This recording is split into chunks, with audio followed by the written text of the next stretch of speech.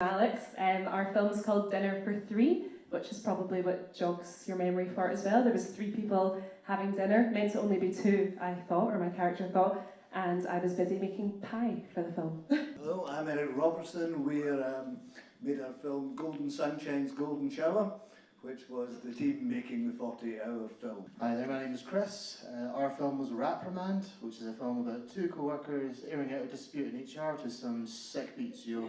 Hi, I'm Maggie Rose. I was doing Away From Here, and it was the sci-fi film about shapeshifters. Hello, I'm John Paul Liddell. I was the composer and also Sandy Rose for Key Change, which was the tap dance horror musical. Hi there, I'm Peter Joseph. I was Sandy Rose the waiter with At the Edge Films, and it was the Torwood Ladies. Hi, I'm Cynthia, and we did Staycation, which is the film where you see a vibrator. I'm Tommy. We were the Highlander hat, which was 2 boys putting a key in some haggis and making their perfect Highlander. Hi, I'm Enzo. I represent Comhara. We made Fractured, the one at the end there. I did the VFX, co-directed sound design. Hello, my name is Adam, and me and my wonderful team here, we made the one with the fish knife in it. I'm Mark Cameron Young. I was the one with the bad hair, and great suit though, and Time to Regret. And that was the one where Sandy Rose is old and young and the time travel. Hello, I'm Georgia Tuttle, representing Team Natter, who's here tonight. Our film was the first of the night about 2 waiters serving at a cannibalistic event. Hello, I'm Sammy Jack, not Sandy Rose. I did the Rabbit of Regrets, which is Orange Head, and the Manic Rabbit. So my name is Grant, and we did 2 films over the weekend. We did the Argue Then Die, which was the 4-person shootout, and we did the Zelda 2D pixel art animation film as well. I think the funny moment that I can think of is probably the end of Argue and Die, where Sandy got completely covered in blood, but we might have missed where the blood went, and it went all over me as well. So I was kind of covered in blood and stuck to the floor for about 20 minutes. I didn't sleep on Saturday night, and on the Sunday, Dan, who was doing the music for me, was phoning me to tell me about something he'd done with the music. I'd fallen asleep, and it was about 6 o'clock, so yeah, I knew I missed everything. The moment that sticks out the most was right at the end, where everything had gone so smoothly, we'd had everything sort of go to plan, and suddenly it was 3 minutes to the deadline and we were still to submit. And so in true 48-hour fashion, the whole room was just silence, and it was the longest 3 minutes of our life. But we made it. Making the kick-off event was quite memorable for us. I made a 30-minute drive, lasted about 2 hours. Did bump the car in the parking garage, sprinted down. We were slightly late, but I was just so glad to make it. The rest of the film didn't matter because we were there. At the end, having it done and just seeing everyone so genuinely happy that we had actually done it was just a good little memory for me, and I'm very proud of what we managed to do. I think for me, because we were filming near Hampden and the Scotland game was on, and we were heading to the park, and I was having a walk along with all the fans while I was dressed like something out of Outlander. I got a lot of stairs, but that was great fun. And then we decided to watch it on the big telly that we had at home with the speakers, and then the sound, there was no sound. So like I saw my entire life passing from my eyes, but no, it was just the VLC thing that wasn't working, but everything was okay. But yeah, the big moment was like having an idea, doing it, and submitting it, which as a procrastinator, that's something that doesn't happen often. So yeah. Caroline, having to travel from Larbert to Edinburgh on the train, we couldn't get the blood from her face, so she had to travel all that way back to Edinburgh with all that blood in her face, and even the conductor on the train having to speak to her to ask her if she was okay, but she was fine. We just didn't have any makeup wipes. For us, it was the last shot that we did for the day was one shot, and we'd woken up at like 3 a.m. to start filming to catch like the light, which didn't work. But we were all exhausted, and we managed to film like the last 2 minutes all at once, and then we got to go to bed. Before the launch event, I was hanging out with Jamie and Sean, my 2 producers, and we were talking about what happens if we draw a musical, and there's no way that's going to happen. So then we drew a fucking musical. A fun funny moment that stands out for me where we were filming was our sound guy's house, and he's got a wee dog that was quite shy, I think, having so many people in the house. So the dog was just following him around with his boom mic, and there was one take and we could just hear these wee paws, and I think you could actually hear it when we were watching it back, just his wee paws on the hard floor. It's very cute. So we wanted to try and start a tradition, granted this is only our third time, of always including a little Easter egg to the previous films. So I was trying to think what would be a good thing to just have in the background somewhere.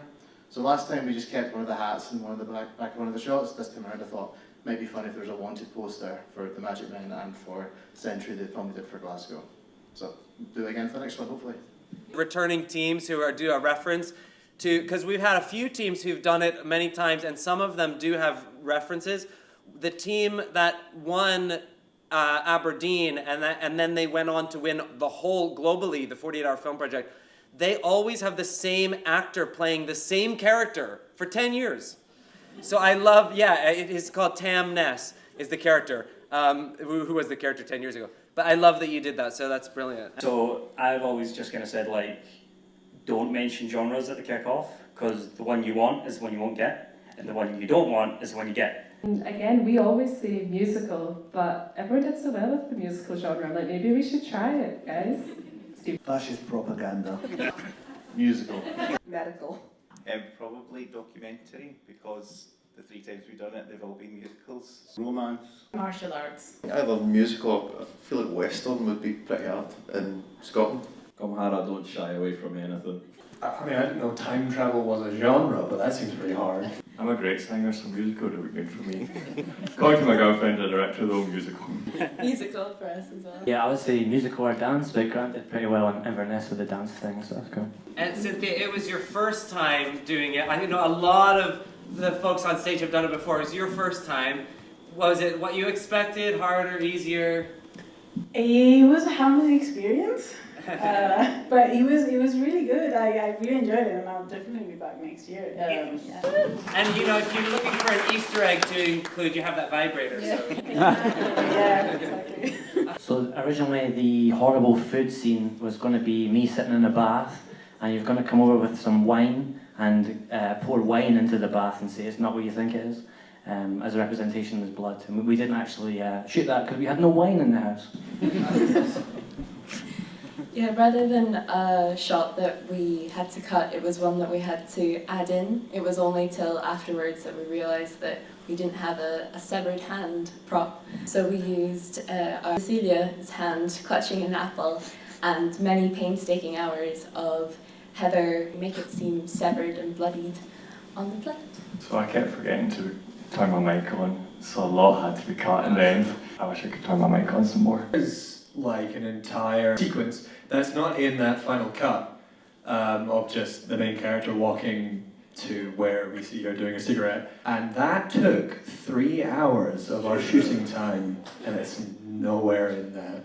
So yeah. With our workflow, we weren't really able to make mistakes and have things cut. So really, we were planning and creating a whole edit before we were able to take it to the VFX process. So we didn't really cut anything. You're talking like a few frames here and there. Yeah, there was one bit I was really attached to where I get bothered by a German tourist and then chase him around the park and cut for time. It was a shame. Again, the vibrator, and I trip on the carpet, and the vibrator hits me in the mouth. And I think it's amazing, but it got cut, so I guess we'll just do some bloopers or something. Yeah, bloopers! We want bloopers! I can't think of anything that was actually cut. The way Martin walks is quite fluid, and we kind of leave that thing to him. Oh, I was actually, that's right. Well, there was two scenes where I actually get hit with bread, and one of them was scalped right off my head by April. That was amazing. Yeah. A lot of tap dancing.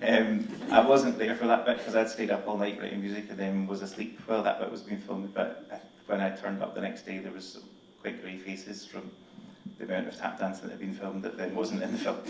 I think the funniest thing that got cut was at one point the 2 actors had to switch clothes so that she could look like a shapeshifter, and they took that to mean both of them should switch. So Ant put a skirt on for the first time in his life, We love that he was exploring that, but that unfortunately couldn't make the film. We had to change the original ending of our film. It was going to be revealed that the two characters that are rap battling are actually married. And why that's really funny is that the two actors were married, now divorced, but they're okay now. So Vanessa, who was playing the priest, the vicar, etc., reveals that she didn't even know she was in any film. And her book, The Good Book, actually has a flask inside it for alcohol. At the end of our film, when my character and Sandy Rose were sort of pulling Brian's character apart, we thought we'd maybe end it with my character just waving a severed hands at through the credits. Maybe looked too unhinged, which is why it didn't get included, but we didn't need our severed hand prop in the end, so it would have been good if we'd known another team needed it and shared it around.